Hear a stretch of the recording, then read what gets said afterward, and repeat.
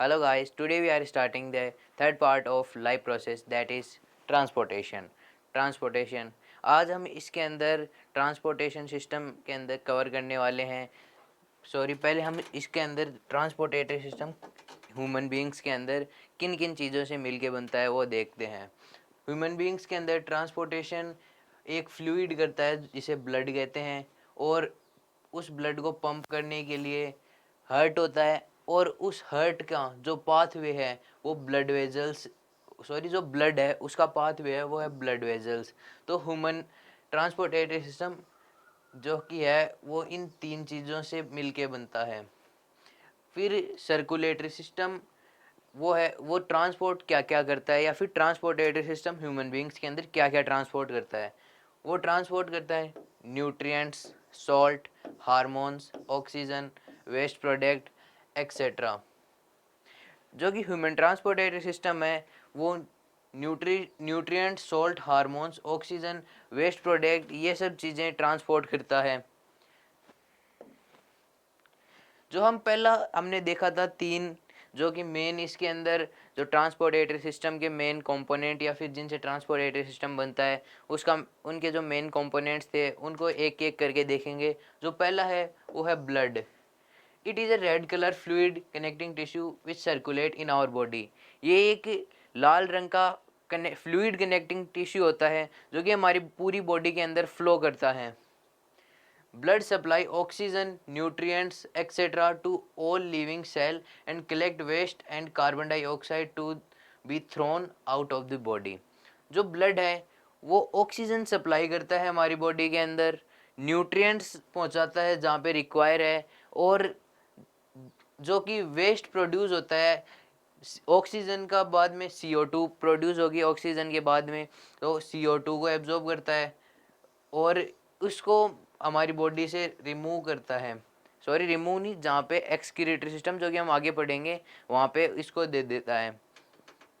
Component of blood, blood की क्या क्या कंपोनेंट है। ब्लड के दो कंपोनेंट है, एक प्लाज्मा, एक ब्लड सेल या फिर कॉर्पुकल्स। पहले हम देखेंगे प्लाज्मा। प्लाज्मा ये हमारी ब्लड का 55% होता है, और ये कार्बन डाइऑक्साइड को ट्रांसपोर्ट करता है और नाइट्रोजनस वेस्ट जो कि हमारी बॉडी के अंदर प्रोड्यूस होते हैं। तो जो कि CO2 है वो हीमोग्लोबिन कैरी नहीं करता, वो प्लाज्मा कैरी करता है, क्योंकि ऑक्सीजन के लिए हमारे ब्लड के अंदर एक स्पेशल पिगमेंट होता है जिसे हीमोग्लोबिन कहते हैं, जो कि हमने पहले देखा है। वो ऑक्सीजन कैरी करता है लेकिन वो CO2 को कैरी नहीं करता, CO2 प्लाज्मा कैरी करता है। और नाइट्रोजनस वेस्ट जो कि बाद में फिल्टर होके यूरिन प्रोड्यूस होता है जिनसे। अगला है ब्लड सेल्स और कॉर्पिकल्स। ये हमारी ब्लड का 45% होती है, और ये तीन टाइप की होती है, RBCs red blood corpuscles, WBCs white blood corpuscles, और प्लेटलेट्स। जो RBCs हैं वो ऑक्सीजन ट्रांसपोर्ट करती है जिसके अंदर हीमोग्लोबिन आता है इस कैटेगरी के अंदर। WBCs ये हमारी बॉडी के अंदर जो जर्म्स आते हैं या फिर जो भी फॉरेन जर्म्स हैं उनको किल करता है, और इसको सेकंड लाइन ऑफ डिफेंस भी हमारी बॉडी का कहते हैं, या फिर इनको सोल्जर सेल्स भी कहते हैं, क्योंकि ये हमारी बॉडी के अंदर जो जर्म्स एंटर करते हैं उनको डिस्ट्रॉय करता है। थर्ड है वो है प्लेटलेट्स। प्लेटलेट्स हमारे क्लोटिंग, कभी हमारी इंजरी हो जाती है तो उस इंजरी को क्लोटिंग करने के लिए प्लेटलेट्स होती है। प्लाज्मा इस पिक्चर में जो कि ये येलो कलर का है ये प्लाज्मा है, और ये रेड ब्लड सेल, और ये हमारी क्लास का नहीं है, ये दो ही हमारे से रिलेटेड है। ये जो ब्लड का जो दिखाया हुआ है इसके अंदर ये रेड कलर की है, ये RBCs हैं, और ये वाइट कलर की है, ये WBCs हैं। RBCs ऑक्सीजन कैरी करती है, और WBCs हमारे बॉडी के अंदर जो जम्स आते हैं उनको किल करती है। फंक्शनिंग ऑफ ब्लड, जो इसका पहला फंक्शन है वो है it help in transporting nutrition to all part of the body for storage and oxidation. जो ब्लड है वो हमारी बॉडी के जो कि न्यूट्रिएंट्स प्रोड्यूस होते हैं जो कि हम फूड इंटेक करते हैं उसके बाद में उनको ट्रांसपोर्ट करता है ताकि वो स्टोर हो सके, या फिर ऑक्सीडेशन, ये हमने पिछले पार्ट में देखा है ऑक्सीडेशन क्या होता है फूड न्यूट्रिएंट्स का, उनको ऑक्सीडेशन के लिए ट्रांसपोर्ट करता है दूसरी जगह। Second, it also transport excretory product like urine, uric acid and ammonia. ये जो ब्लड है वो एक्सक्रीटरी प्रोडक्ट को भी कैरी करता है, यूरिन, यूरिक एसिड और अमोनिया जैसे। थर्ड है, it help in transporting oxygen and CO2 to all the tissue of body for respiration. Blood है वो ऑक्सीजन को कैरी करता है और जो वेस्ट प्रोड्यूस होता है सेल के अंदर CO2 उसको भी कैरी करता है रेस्पिरेशन प्रोसेस के अंदर। Fourth, it act as buffer system in body. ये हमारी बॉडी के अंदर बफर सिस्टम के जैसा एक एक्ट या फिर रोल प्ले करता है। बफर सिस्टम यानी कि हमारी बॉडी का पीएच मेंटेन रखता है। कभी जब हमारी बॉडी के अंदर एक्स्ट्रा पीएच हो जाता है या फिर पीएच बढ़ या घट जाता है तब ये हमारा ब्लड उसको मेंटेन करता है। Fifth, it protect body from disease causing bacteria by killing them. Blood उन बैक्टीरिया को ट्रांसपोर्ट करता है जो कि हमारे ब्लड बॉडी के अंदर डिजीज़ कोज करते हैं और उनको उस साइट पे पहुंचा देता है जहाँ पे उनको किल करते हैं या फिर WBCs के अंदर वो किल हो जाते हैं। Plasma in body help to transport hormones from their place of synthesize to target organ. जो प्लाज्मा है वो CO2 कैरी तो करता ही है और उसके अलावा जो हार्मोन जहाँ से प्रोड्यूस होते हैं और जो टारगेटेड ऑर्गन है, जैसे कि growth hormone pituitary gland secrete करता है और उसके टारगेट जहाँ पे प्लेस है उस टारगेट ऑर्गन है उसको वहाँ तक पहुँचाता है जिससे कि हमारी हाइट की ग्रोथ होती है।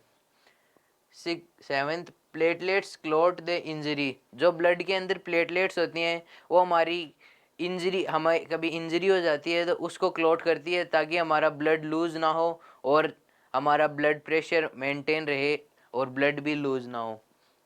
It maintain water level in body. जो ब्लड है वो हमारी बॉडी के अंदर वाटर लेवल मेंटेन करता है। कभी हम ज़्यादा पानी पी लेते हैं तो एक्सेस वाटर को ये ट्रांसपोर्टेटरी सिस्टम तक एक्सक्रीटरी सिस्टम तक पहुंचाता है ताकि उस एक्सेस वाटर का रिमूवल हो सके।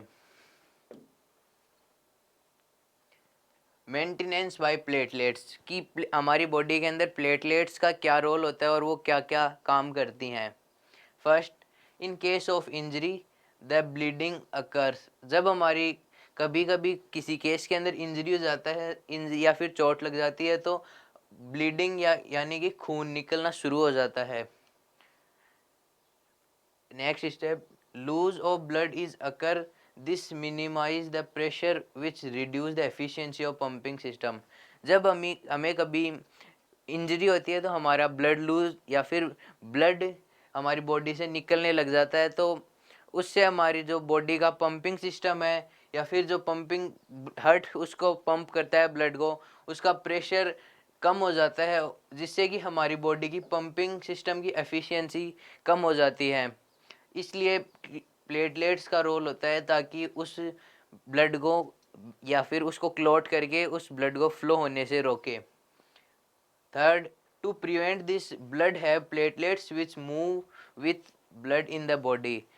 जब इस ब्लड को फ्लो होने से रोकने के लिए हमारी बॉडी के अंदर प्लेटलेट्स होती है ताकि जो हमारी ब्लड के साथ मूव करती है। During blood leakaging these platelets form a mesh like network और clot at injury। जब कभी हमारी इंजरी होती है तो प्लेटलेट्स हैं वो मैश लाइक नेटवर्क यानी कि जाल जैसा बना लेती हैं और या फिर उसको क्लॉट कहते हैं उस नेटवर्क को, ताकि हमारी इंजरी साइड से ब्लड लीकेज ना हो। इससे हमारी जो बॉडी का पंपिंग सिस्टम है वो मेंटेन रहता है, ब्लड प्रेशर मेंटेन रहता है और ब्लड भी हमारा लूज नहीं होता है। Hence we can say that clotting is mechanism that prevent the lose of blood from the site of injury।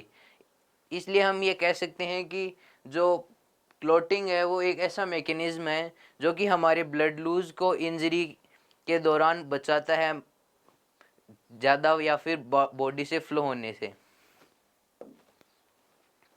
अगला है वो है हमारा heart. It is a muscular pumping organ which pump out blood in the blood vessels. ये एक muscular pumping organ है जो कि हमारी बॉडी के अंदर ब्लड को पंप करता है ब्लड वेजल्स के थ्रू। Its size is as big as our fist. इसकी साइज हमारी फिस्ट जितनी होती है, हमारी मुट्ठी के जितनी। इतनी जो कि मेरा हार्ट है उसकी साइज इतनी होगी, हमारी लेफ्ट फिस्ट जितनी होती है। इसके अंदर नहीं लिखा हुआ है। It is situated between lungs and slightly tiled toward left. ये हमारे लंग्स के बीच में सिचुएटेड होता है और ये थोड़ा सा लेफ्ट की तरफ झुका हुआ होता है, जिससे कि हमें ये लगता है कि हमारा हार्ट लेफ्ट साइड सिचुएटेड है, पर वो सेंटर के अंदर होता है और जो स्लाइटली एकदम थोड़ा सा ही लेफ्ट की तरफ होता है, जिससे कि जो कि हार्ट की आवाज़ है वो हमें लेफ्ट की तरफ सुनती है। Human heart is 4 chamber. हमारे जो ह्यूमन हार्ट है वो 4 चैम्बर्ड होता है, उसके अंदर 4 चैम्बर होते हैं। Working of heart. अब हम हार्ट की वर्किंग इस डायग्राम से समझेंगे। जो पहले हम देखते हैं कि ब्लड एंटर कहाँ से होता है। पहले हम इनके नाम देख लेते हैं। ये है वेन या फिर वेना कावा। वेना कावा ये अपर साइड है, इसको कहते हैं superior vena cava. Superior vena cava. और ये लोअर साइड है, इसको कहते हैं इनफीरियर वेना कावा। इनका फंक्शन ये होता है कि ये हमारी पूरी बॉडी से ब्लड कलेक्ट करती है डीऑक्सीजनेटेड, और हार्ट के इस पार्ट में, जिसको कहते हैं एटियम। और ये राइट साइड है तो इसको कहते हैं राइट एटियम। जो हमारी हार्ट का अपर पार्ट है उसको कहते हैं एटियम, और जो नीचे का पार्ट है या फिर लोअर पार्ट है उसको कहते हैं वेंट्रिकल। वेंट्रिकल। और ये राइट साइड है तो ये राइट वेंट्रिकल। इनको कहते हैं वॉल्व्स, जो कि ब्लड का बैक फ्लो रोकती है।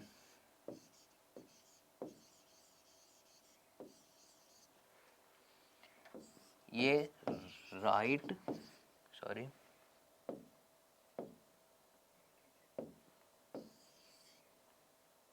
ओ नो ये है लेफ्ट वेंट्रिकल और ये left ATM.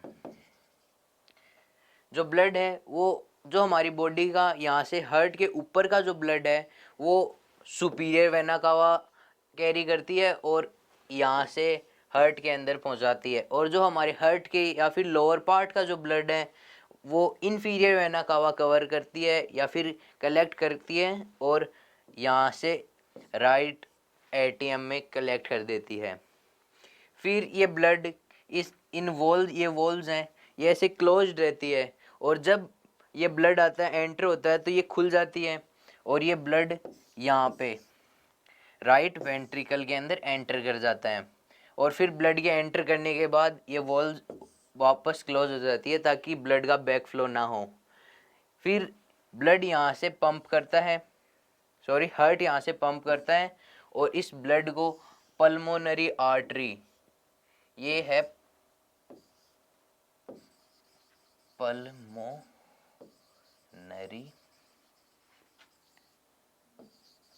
Artery, pulmonary artery के थ्रू हमारे हार्ट तक पहुंचाती है। इससे देखते हैं, ये हमारा हार्ट, ये राइट एटियम, ये राइट वेंट्रिकल, ये ब्लड यहाँ से वेना कावा के थ्रू आया और फिर ये यहाँ पे इस पल्मोनरी आर्टरी के थ्रू हमारे लंग्स तक पहुँच गया। फिर इस पल्मोनरी आर्टरी जो कि एक ही आर्टरी होती है जो कि डीऑक्सीजनेटेड ब्लड कैरी करती है। ये एक एक्सेप्शन है आर्टरी के अंदर। और ये इसको आर्टरी इसलिए कहते हैं क्योंकि आर्टरी का काम होता है हमारे हार्ट से ब्लड को दूर ले जाना या फिर और ऑर्गन तक ले जाना। तो ये एक हार्ट से ब्लड का दूर ले जाने का ही काम कर रही है, तो इसको आर्टरी कहते हैं, इसलिए आर्टरी कहा है, पल्मोनरी आर्टरी। फिर ये पल्मोनरी आर्टरी से ब्लड वापस आता है लंग्स के पास जाके, जो डीऑक्सीजनेटेड ब्लड है उसको ऑक्सीजनेटेड ब्लड बनाने के बाद या फिर ऑक्सीजनेटेड ब्लड होने के बाद यहाँ से ब्लड एंटर करता है लेफ्ट एटीएम से। इसको कहते हैं pulmonary vein, pulmonary vein. Pulmonary vein, when का काम क्या होता है, हमारे पूरी बॉडी से या फिर बॉडी से ब्लड लेना और हार्ट तक पहुंचाना। तो ये लंग से ब्लड ले रही है और हमारे हार्ट तक पहुंचा रही है, तो इसको इसलिए इसको वेन कहा है। तो इसका स्पेसिफिक नेम है पल्मोनरी वेन। जो बाद में ये ब्लड है, ये यहाँ से ये वॉल्स ओपन होके लेफ्ट वेंट्रिकल के अंदर एंटर कर जाती है। फिर लेफ्ट वेंट्रिकल के अंदर एंटर करने के बाद ये लेफ्ट वेंट्रिकल पंप करता है ब्लड को, जो कि मूवमेंट होती है लब डब, जिसे हम धक धक कहते हैं, लेकिन वो धक धक नहीं होता, वो लब डब होता है। हमारा हार्ट ऐसे एक तरफ से ये पंप करता है। जब ये मान लो हमारा हार्ट पंप करेगा तो ये ऐसे पंप करेगा, यहाँ पे सॉरी ये यहाँ पे ब्लड है, वो ये तो रिलीज हो जाएगा और ये कॉन्ट्रैक्ट हो जाएगा। तो यहाँ पे तो ब्लड आ जाएगा और यहाँ से ब्लड इसके अंदर आ जाएगा। तब ये यहाँ से कंप्रेस हुआ तो ये फिर ये यहाँ से कंप्रेस हुआ सॉरी, तो ये ब्लड यहाँ से निकल गया और ये कंप्रेस होने के बाद यहाँ पे भी कोई स्पेस नहीं रहा, तो यहाँ पे जो ब्लड था ऑक्सीजनेटेड वो यहाँ पे नीचे आ गया। फिर वापस पंप करने पे यहाँ से प्रेशर लगा और इस पाथवे, जिसको जो सबसे बड़ी आर्टरी होती है हमारे ह्यूमन बॉडी की, जिसको एयोटा कहते हैं, ये यहाँ से ब्लड को कैरी करती है। ये इस डायग्राम में देखते हैं, पल्मोनरी वेन ने कैरी किया ऑक्सीजनेटेड ब्लड और फिर ये यहाँ से आयोटा के थ्रू हमारी बॉडी के अंदर जाता है। फिर ये हमारी बॉडी के अंदर जाने के बाद ये आयोटा छोटे छोटे पार्ट या फिर इसका सब डिवीज़न होना शुरू हो जाता है। जो इसका सब डिवीज़न होता है वो कैपिलरीज में होता है, जो कि पूरी बॉडी के अंदर फैली हुई रहती है। फिर ये कैपिलरीज ऑक्सीजनेटेड ब्लड तो सेल्स तक पहुंचा देती है और डीऑक्सीजनेटेड ब्लड वहाँ से ले लेती है। फिर ये वापस रिकम्बाइन होके यहाँ पे हमारे हार्ट तक उस ब्लड को ले आती है। तो इसके अंदर हम एक बार वापस देखते हैं कि पूरा ब्लड का जो सर्कुलेशन प्रोसेस है वो कैसे होता है।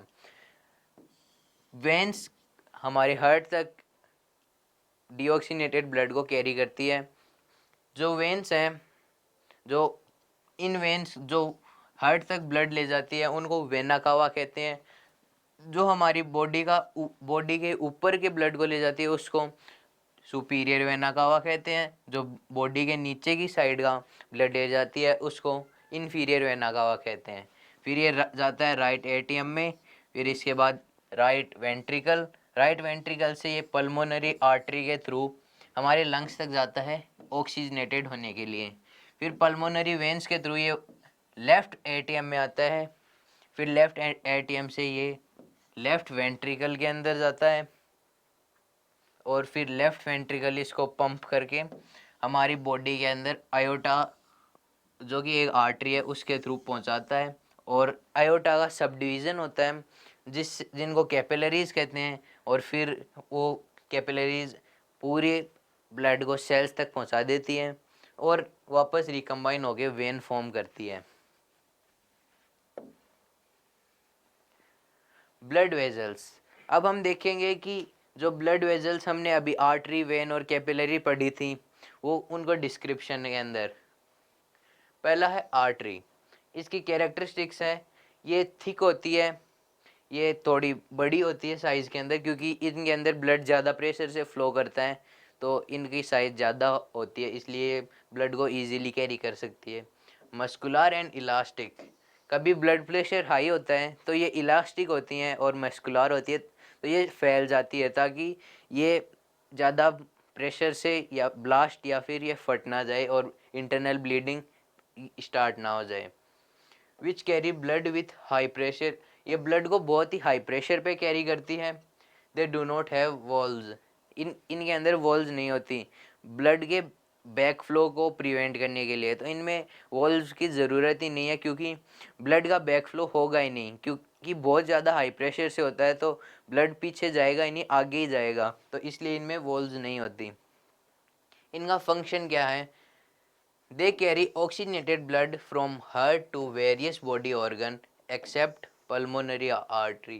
ये पल्मोनरी आर्टरी ये तो एक्सेप्शन दिया है कि ये ऑक्सीजनेटेड ब्लड कैरी नहीं करती, और जो जितनी भी आर्टरी है वो सभी ऑक्सीजनेटेड ब्लड कैरी करती है हमारे हार्ट से वेरियस बॉडी ऑर्गन तक, पर ये pulmonary artery blood carry oxygenated blood carry नहीं करती, क्योंकि अभी मैंने बताया था कि आर्टरी का काम होता है हार्ट से ब्लड को दूर ले जाना, तो ये हार्ट से दूर ले जाती है डीऑक्सीजनेटेड ब्लड को, तो इसलिए इसको ऑक्सीजनेटेड ब्लड वाली कैटेगरी में नहीं लिया।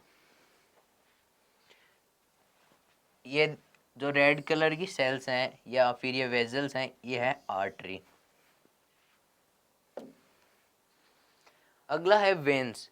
इनकी इनकी कैरेक्टरिस्टिक्स देखते हैं हम। They have thinner walls than artery. इनकी वॉल्स होती है वो आर्टरी के कंपैरिजन में कम होती है, क्योंकि ये ब्लड को वापस कैरी करती है, तो इनमें ज़्यादा हाई प्रेशर नहीं होता। Carry blood at low pressure, तो ये लो प्रेशर के अंदर कलेक्ट करके ब्लड को पहुंचाती है हार्ट तक, तो इनमें प्रेशर लो होता है। They have walls to prevent back flow of heart, तो वेन्स के अंदर वॉल्स होती है ताकि जो ब्लड का बैक फ्लो है उसको रोक सकें। ये ब्लड है, ये एक वेन है, तो इसके अंदर पेरिस्टाल्टिस मूवमेंट होती है ब्लड को आगे पहुंचाने के लिए। ये यहाँ पे एक वॉल है, ये यहाँ पे एक वॉल है। जब पेरिस्टाल्टिक मूवमेंट हुई तो यहाँ वाला ब्लड ये नीचे आ गया और फिर ये वॉल्स क्लोज हो गई। फिर क्लोज होने के बाद ये बैक फ्लो नहीं होगा, फिर यहाँ से आगे मूवमेंट होगी तो ये ब्लड यहाँ पे नीचे आ जाएगा और ये वॉल्स क्लोज हो जाएगी, तो ये बैक फ्लो नहीं होगा, इसलिए इनके अंदर वॉल्स होती है। Function, they collect deoxygenated blood from different organ and bring back to heart. Veins होती हैं ये डीऑक्सीजनेटेड ब्लड को कैरी करती है डिफरेंट ऑर्गन से हमारी बॉडी के, और उसको हार्ट तक पहुंचाती है।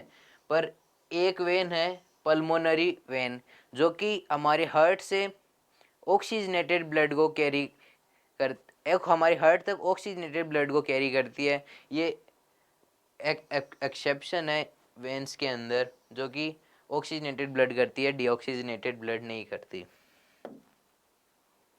अगला है कैपिलरी। इसकी कैरेक्टरिस्टिक है these are sub division of artery so blood can reach to each organ, they have walls. ये आर्टरी के सब डिविजन्स होते हैं, और ये सब डिवीज़न इसलिए होते हैं, ये एक आर्टरी है आयोटा, और इसके सब डिविजन्स हो जाएंगे ताकि सभी ऑर्गन्स और सभी सेल्स तक ब्लड को पहुंचाया जा सके, तो ये आर्टरी के सब डिविजन्स होते हैं।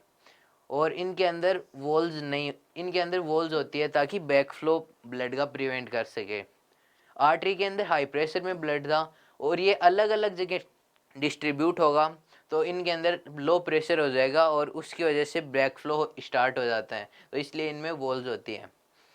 इनका फंक्शन है they help in exchange of material between blood and surrounding sales. ये जो भी ब्लड ये आर्टरी ब्लड कैरी करती है, तो इनकी सराउंडिंग में जो भी सेल्स हैं उनको ये ब्लड पहुंचा देती है, और जो भी मटेरियल एक्सचेंज करना होता है ब्लड के अंदर है वो उन सेल को दे देती है। अब हम इनको जो कि ब्लड वेजल्स हैं उनको इस डायग्राम से अंडरस्टैंड करेंगे। जो यहाँ से स्टार्ट होता है हार्ट से, जो आयोटा है वो हार्ट से ब्लड कैरी करती है ऑक्सीजनेटेड, और इन आयोटा जो कि एक आर्टरी है, सबसे बड़ी आर्टरी होती है हमारी बॉडी की, ये यहाँ से ब्लड कैरी करती है और फिर ये आर्टरीज हैं, इनका सब डिवीज़न स्टार्ट हो जाता है। इस सब डिवीज़न को कहते हैं कैपिलरीज। ये कैपिलरीज इसलिए डिवाइड होती है ताकि जो हमारा ब्लड है वो ईच एंड एवरी सेल तक पहुंचाया जा सके और सभी ऑर्गन्स या फिर टिश्यूज को ब्लड मिल सके। फिर ये आगे जाके ये आर्टरीज वापस रिकम्बाइन होती हैं और ये डीऑक्सीजनेटेड ब्लड कैरी करती हैं। यहाँ तक ऑक्सीजनेटेड ब्लड कैरी हो रहा था और फिर यहाँ से जो सेल्स ने डीऑक्सीजनेटेड ब्लड दिया है या फिर CO2 दिया है ब्लड को, वो इन कैपिलरीज के रिकम्बाइन होने के बाद इस वेन के अंदर आ जाता है। फिर ये वेन्स हार्ट तक पहुंचाती है ब्लड को, डीऑक्सीजनेटेड ब्लड को। जो सबसे बड़ी वेन है उसको वेना कावा कहते हैं और ये दो होती हैं, सुपीरियर वेना कावा और इन्फीरियर वेना कावा। अब हम circulation of blood in animals देखेंगे, अलग अलग एनिमल्स के अंदर। पहला है in birds and mammals. These animals have 4 chamber heart. ये जो मैमल्स होते हैं और बर्ड्स होते हैं इनके अंदर 4 चैम्बर हार्ट होता है। There is separation of oxygenated and deoxygenated blood. 4 chambered है तो इसकी वजह से जो ऑक्सीजनेटेड ब्लड और डीऑक्सीजनेटेड ब्लड है उसका सेपरेशन रहता है। ये इस ऑक्सीजनेटेड ब्लड और डीऑक्सीजनेटेड ब्लड का सेपरेशन होना क्यों ज़रूरी है वो इस पैराग्राफ में देखते हैं हम। These organism are warm blooded organism. There is need to maintain body temperature and require high amount of energy, so they have 4 chamber heart। ये वार्म ब्लडेड ऑर्गेनिज्म होते हैं, मतलब कि ये ऐसे ऑर्गेनिज्म होते हैं जिन्हें अपनी बॉडी का टेम्परेचर एनर्जी दे के मेंटेन करना होता है। तो उस वजह से जो भी डीऑक्सीजनेटेड और ऑक्सीजनेटेड ब्लड की मिक्सिंग है ये टॉलरेट नहीं कर सकते और इन्हें बहुत ही ज़्यादा हाई अमाउंट ऑफ एनर्जी चाहिए होती है अपनी बॉडी के टेम्परेचर को मेंटेन करने के लिए। तो बॉडी के ऑक्सीजन से ही हमारी बॉडी के अंदर एनर्जी रिलीज होती है, जो कि हमने अभी रेस्पिरेशन प्रोसेस के अंदर देखा था पिछले पार्ट के अंदर, जिससे कि एरोबिक रेस्पिरेशन से high amount of energy release होती है जो कि हमारी बॉडी टेम्परेचर को मेंटेन करने के अंदर लगा देती है। इस वजह से जो हमारी बॉडी है या फिर जो बर्ड्स और मैमल्स की बॉडी है उसमें 4 चैम्बर्ड हार्ट होता है। नेक्स्ट है in fishes. Fishes they have 2 chambered heart. In fishes there is a 2 chamber heart. Fishes के अंदर 2 चैम्बर का हार्ट होता है। Fishes they the blood is pump to gills where it is oxygenated and directly pump to whole body. जो blood है वो gills तक pump किया जाता है। फिशेज हैं ये, यहाँ पे इनके गिल्स हैं, ये माउथ से पानी से ही अपना ऑक्सीजन या फिर ऑक्सीजन लेती है। तो ये पानी को अपने मुंह में एंटर करती है और इसको प्रेशर डालती है ताकि ये गिल्स से पास हो सके। गिल्स के अंदर एक क्लस्टर ऑफ कैपिलरीज होता है, बहुत ही ज़्यादा हाई अमाउंट के अंदर ब्लड वेजल्स होती हैं। तो जो गिल्स हैं वहाँ से ही ब्लड है वो कैरी हो जा ऑक्सीजनेटेड ब्लड पूरी बॉडी के अंदर कैरी हो जाता है और फिर वापस से डीऑक्सीजनेटेड ब्लड हम उनके गिल्स तक या फिर हार्ट बाद में हार्ट तक पहुंच जाता है। तो इसके अंदर उनको कोई रिक्वायरमेंट नहीं होती 4 चैम्बर हार्ट की और उन्हें एक्स्ट्रा एनर्जी भी नहीं करती, अब रिलीज़ नहीं करनी पड़ती अपनी बॉडी टेम्परेचर को मेंटेन करने के लिए। Blood goes only once through heart during 1 cycle. तो इनके एक साइकिल के अंदर ब्लड एक बार ही हार्ट से जाता है। ये इनका हार्ट मान लेते हैं। ये इसके 2 चैम्बर, ये ऑक्सीजन आई गिल्स से और ये पूरी बॉडी के अंदर पहुंचा दी। फिर ये वापस घूम के इस दूसरे चैम्बर में आई और गिल्स के पास जाके ऑक्सीजनेटेड हो गई और फिर वापस इस हार्ट के इस फर्स्ट पार्ट या फिर फर्स्ट चैम्बर में के अंदर आके पूरी बॉडी में सर्कुलेट होने लग गई। तो ये ऑक्सीजनेटेड और डीऑक्सीजनेटेड ब्लड का टॉलरेंस देख सकते हैं या फिर टॉलरेंस एक बार कर सकते हैं। अगला है इन एम्फीबियंस और reptiles. This organism body temperature is depend on the temperature of environment.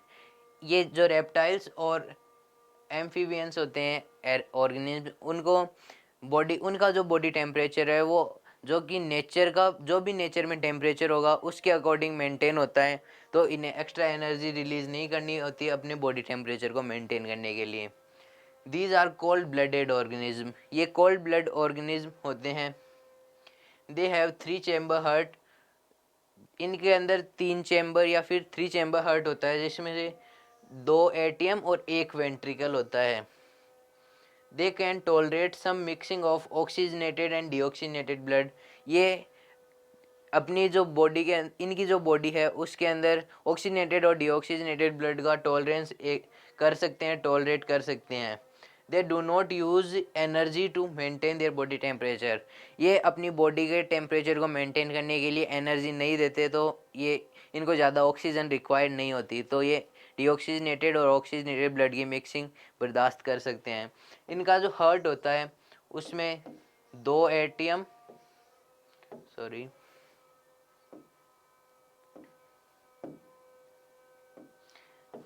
जो हार्ट है उसमें 2 एटीएम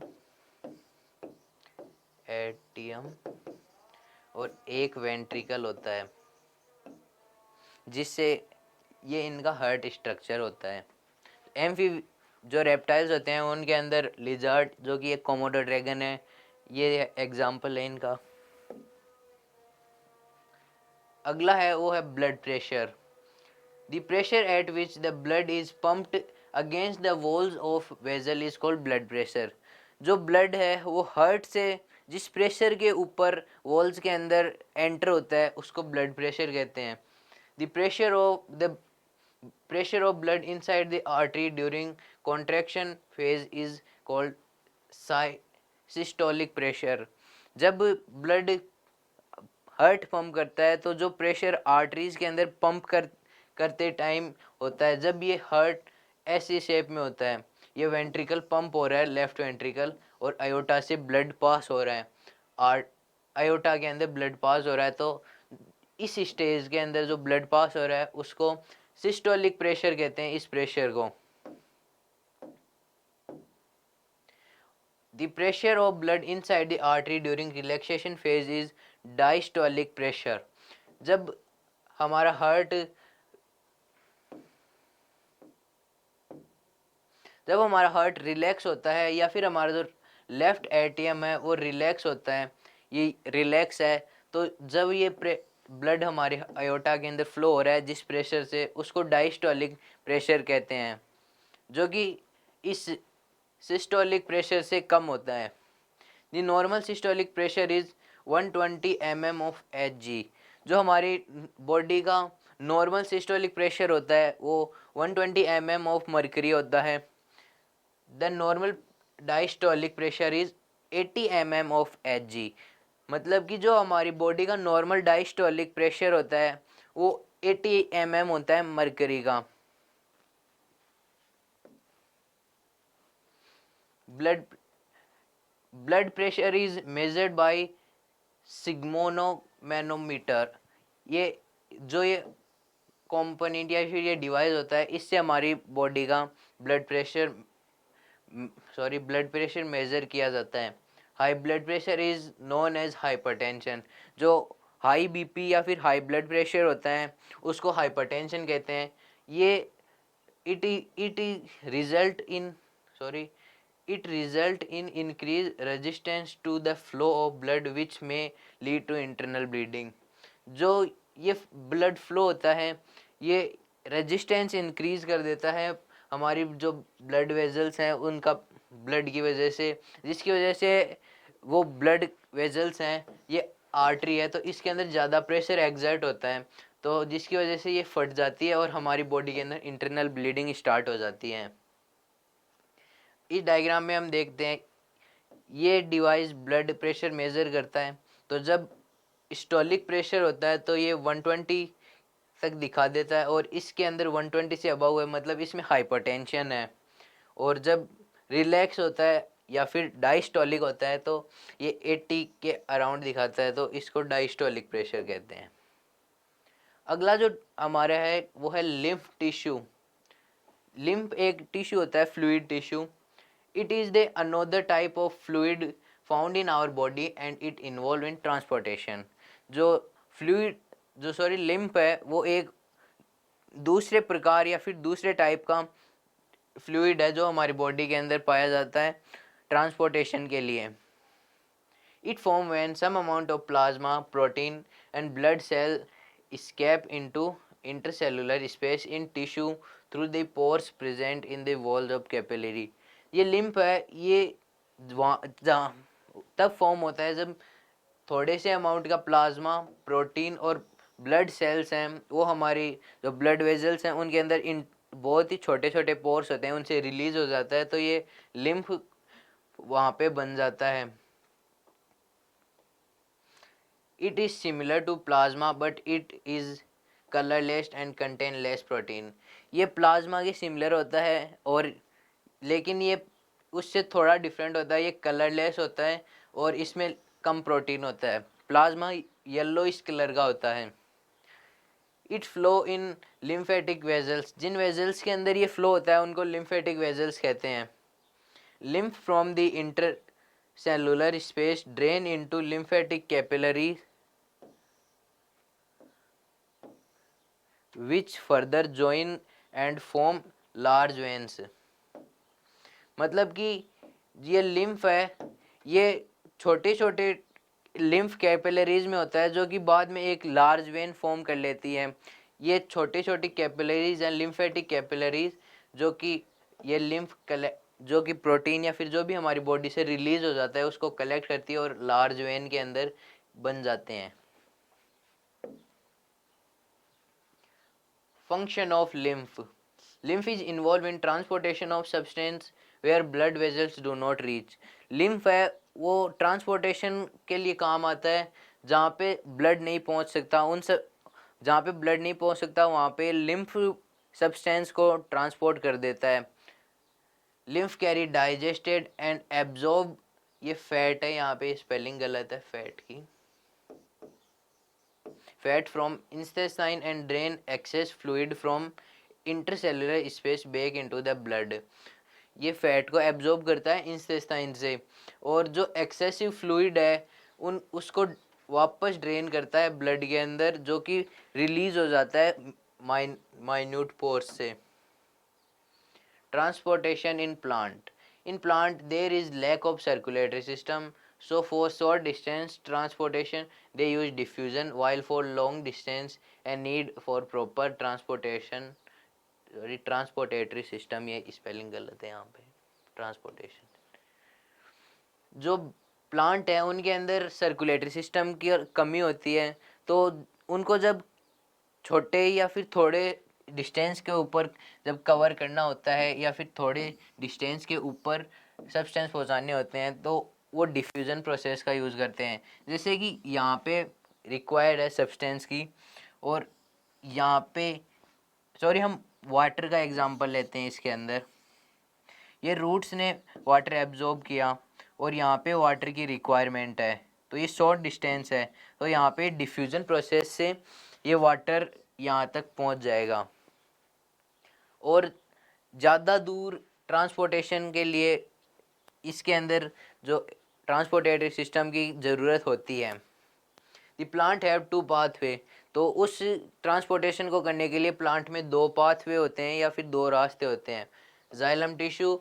ये जाइलम टिश्यू है ये वाटर मॉलिक्यूल कैरी करते हैं और मिनरल्स जो कि ये सोइल से एब्जॉर्ब करते हैं. दूसरा है phloem. This tissue transport product of photosynthesis from leaf to another part of plant. जो फ्लोइम है वो लीव से फोटोसिंथेसिस का प्रोड्यूस कैरी करती है और जहाँ पे रिक्वायरमेंट होती है या उस वहाँ तक पहुँचा देती है. Transportation of food and other substance. The movement of soluble product like sugar of photosynthesis from leaf to other part of the plant is termed as translocation. जो मूवमेंट होता है सोल्यूबल प्रोडक्ट्स जैसे कि शुगर जो कि photosynthesis में produce होता है लीव के अंदर तो उसका जो मूवमेंट है उसको ट्रांसलोकेशन कहा गया है. Translocation occur in the plant occur in the part of vascular tissue known as phloem. जो ट्रांसलोकेशन है वो वेस्कुलर टिश्यू जो कि फ्लोइम है उसके अंदर अकर होता है। Phloem also transport amino acid and hormones. Phloem है वो प्लांट के अंदर अमीनो एसिड और हार्मोन्स को भी ट्रांसपोर्ट करता है। अमीनो एसिड जो कि डाइजेस्टेड प्रोटीन है। अगला पॉइंट है store organs of the plant are root, fruit, seed and growing organs. जो स्टोर स्टोरेज ऑर्गन्स है प्लांट के वो हैं root, fruit, seed and growing organs. वो वहाँ पे फूड स्टोर किया जाता है। Translocation of substance take place in sieve tubes with help of adjacent companion tissue. जो ट्रांसलोकेशन होता है सब्सटेंस का वो सीव ट्यूब से होता है, जो कि ये कंपेनियन टिश्यू भी हेल्प करते हैं उसके अंदर। Transportation of water.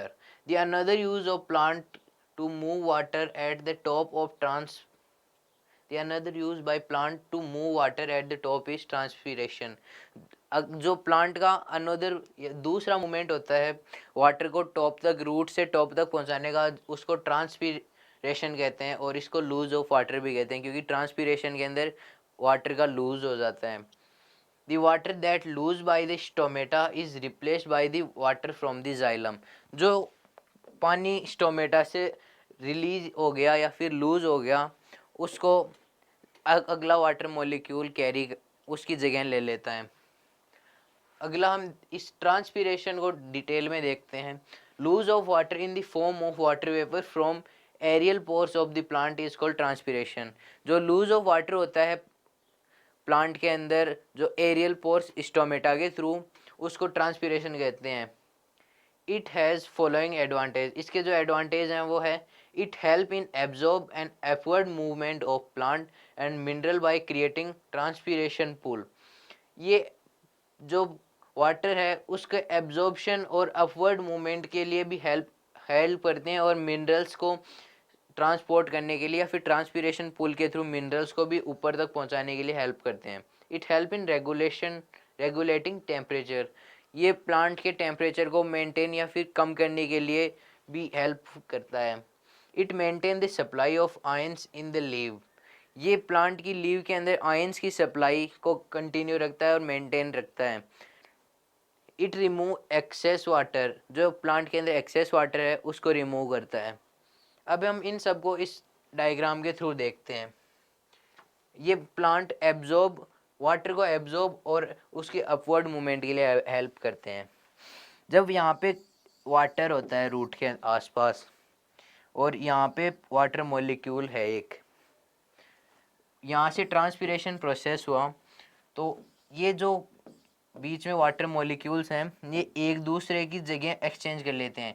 यहाँ का वाटर मॉलिक्यूल रिलीज़ हुआ तो जो यहाँ वाला वाटर मॉलिक्यूल है वो इसकी जगह ले लेगा, यहाँ वाला इसकी, ऐसे ये यहाँ तक चलता रहेगा। तो यहाँ पे कोई वाटर मॉलिक्यूल नहीं बचेगा, तो यहाँ पे वाटर का कंसंट्रेशन हाई और रूट के अंदर लो। तो हमने पिछली क्लास के अंदर पढ़ा था कि वाटर हाई कंसंट्रेशन से लो कंसंट्रेशन के अंदर फ्लो करता है, जिसको ऑस्मोसिस कहते हैं। तो ये वाटर यहाँ से रूट ने एब्जॉर्ब कर लिया और वाटर के साथ साथ ये मिनरल्स जैसे कि मैग्नीशियम, नाइट्रोजन, ये इनको भी एब्जॉर्ब कर लेता है। तो ये एब्जॉर्प्शन हो गया है पानी का। और अपवर्ड मूवमेंट ये अभी हमने देखी, ये वाटर मॉलिक्यूल ट्रांसपीरेशन होगा तो ये एक दूसरे की जगह एक्सचेंज कर लेते हैं और मिनरल्स और वाटर का अपवर्ड मूवमेंट हो जाता है। अगला है it help in regulating temperature. हमने अब पिछली क्लासेज में पढ़ा था कि इवोपोरेशन से हमारी बॉडी का टेम्परेचर या फिर इवोपोरेशन से कहाँ भी जहाँ पे इवोपोरेशन होता है वहाँ पे कूलनेस हो जाती है। तो इन यहाँ से हम देखते हैं कि ये यहाँ पे इवोपोरेशन हुआ या फिर ट्रांसपीरेशन हुआ तो ये प्लांट का जो टेम्परेचर है वो कम हो जाएगा। तो ये दूसरा पॉइंट भी ये प्रूफ कर दिया। It maintain the supply of ions in the leave. जो आयंस यहाँ से मिनरल आयन पानी के साथ कलेक्ट हुए थे वो ट्रांसपीरेशन से लीव तक पहुँच जाते हैं। अपवर्ड मूवमेंट अभी इसमें देखा था हमने। इट रिमूव एक्सेस वाटर, जब प्लांट के अंदर बहुत ज़्यादा अमाउंट में पानी हो जाता है तो ये ट्रांसपिरेशन के थ्रू जो एक्सेस वाटर है वो रिमूव भी हो जाता है। ट्रांसपोर्टेशन ऑफ वाटर, इसके अंदर आगे है xylem tissue of plant have interconnected network of vessels and tracheids of root stem and leaves. जो जाइलम टिश्यू है उनके अंदर जो वेजल्स है और ट्रकीड्स होती हैं रूट की, वो सभी आपस में कनेक्टेड रहती है और वाटर ट्रांसपोर्ट आगे कंटिन्यू होता रहता है इन वेजल्स के through. The transportation of water in plant done by the process of osmosis, जो अभी हमने देखा था कि जो रूट्स हैं वो हाई कंसंट्रेशन वाटर को एब्जॉर्ब कर लेती है, तो उस प्रोसेस को ऑस्मोसिस कहते हैं। उससे ये वाटर का ट्रांसपोर्टेशन, सॉरी ये आगे का भी है, ये ऑस्मोसिस ये यहाँ पे हाई कंसंट्रेशन और ये यहाँ पे लो कंसंट्रेशन और हाई कंसंट्रेशन हो जाता है आयंस का या फिर वाटर मॉलिक्यूल का, तो ये एक दूसरे की जगह एक्सचेंज कर लेते हैं, ये भी एक ऑस्मोसिस ही है। The root absorb ions, this create difference between root and soil, जो रूट ने आयंस एब्जॉर्ब कर लिए या फिर ऊपर पहुंचा दिए थे रूट ने, जो एब्जॉर्ब करने के बाद ये रूट के अंदर और रूट और सॉइल के अंदर एक डिफरेंस क्रिएट करता है, जिसकी वजह से रूट प्रेशर एग्जर्ट होता है या फिर ऑस्मोसिस अभी देखा था वो होता है। The water that eliminate from soil make the water concentration equal, जो वाटर रूट से एब्जॉर्ब हो गया वो वाटर का जो कंसंट्रेशन है उसको इक्वल कर देता है। ऑस्मोसिस प्रोसेस के अंदर वो इक्वल हो जाता है हाई कंसंट्रेशन से लो कंसंट्रेशन के ऊपर जाने पर। The water that is absorb create column of water to push upward, जो प्लांट है उनके अंदर जो वाटर एब्जॉर्ब हुआ वो एक कॉलम्स बना लेते हैं प्लांट को ऊपर पहुंचाने के लिए, ताकि उस प्लांट को ऊपर पुश करने के लिए, जिसकी वजह से ये वाटर मॉलिक्यूल्स हैं ये टॉप तक पहुंच जाते हैं। ट्रांसपोर्टेशन ऑफ फूड, अब हम देखेंगे ट्रांसपोर्टेशन ऑफ फूड कैसे होता है इस डायग्राम से। ये लीव्स हैं, यहाँ पे फोटोसिंथेसिस के टाइम फूड प्रिपेयर हुआ या फिर जो ग्लूकोज स्टार्च प्रिपेयर हुआ वो यहाँ पे लीव्स में है, तो ये जाइलम टिश्यू है पूरी बॉडी के अंदर। तो ये स्मॉल डिस्टेंस के लिए तो डिफ्यूज़न प्रोसेस का ही काम लेते हैं, और ये लॉन्ग डिस्टेंस है तो ये इन जाइलम से एक दूसरे की जगह, जैसे कि वाटर ने एक्सचेंज की थी एक दूसरे की जगह, वैसे ही ये ऑस्मोसिस प्रोसेस से एक दूसरे की जगह एक्सचेंज कर लेते हैं। जैसे यहाँ पे रिक्वायर है तो ये यहाँ वाला मॉलिक्यूल इसकी जगह ले लेगा, ये इसकी, और ऐसे करते करते यहाँ पे जो होगा वो लीव से ले लेगा और ये एक दूसरे की जगह एक्सचेंज कर लेंगे। तो इससे जो ट्रांसपोर्टेशन है ग्लूकोज या फिर स्टार्च का वो एक दूसरी जगह पे चला जाता है स्टार्च इस प्रोसेस से। अब हम एक छोटा सा टेस्ट लेते हैं इसके अंदर। द ट्रांसपोर्ट ऑफ फूड, ये यहाँ पे गलत है थोड़ा, the transportation of food is known as, in the transportation of food in plant is known as, option A transportation, option B transpiration, option 3 translocation. आप इसका आंसर अभी नोटबुक में लिख लें, मैं अभी लास्ट में बताऊंगा। The lower chamber of heart are known as, जो हार्ट के लोअर चैम्बर हैं उनको क्या कहते हैं? ATM, ventricle, aorta, vena cava. तो हम पहले का आंसर देखते हैं। The transportation of food is known as, इसका करेक्ट आंसर है ट्रांसलोकेशन। अभी अभी हमने देखा था जो फूड प्लांट के अंदर जो फूड ट्रांसपोर्ट होता है उसको ट्रांसलोकेशन कहते हैं। The lower chamber of heart are called, उसको वेंट्रिकल कहते हैं, अभी हमने हार्ट वाले डायग्राम के अंदर देखा था। इसके साथ हमारा ये चैप्टर कंप्लीट होता है, और आपको कोई भी क्वेश्चन या फिर कोई भी क्वेरी है तो आप हमसे कमेंट में पूछ सकते हैं। और इसका जो एक्सक्रीशन पार्ट है वो हम डे आफ्टर टुमारो रिलीज़ करने वाले हैं, तो उसको आप ज़रूर देखें और चैनल को सब्सक्राइब कर लें। अगर आपको ये जो मैंने अभी समझा है ये नोट्स चाहिए तो आप डिस्क्रिप्शन में जाके देख सकते हैं। Thank you.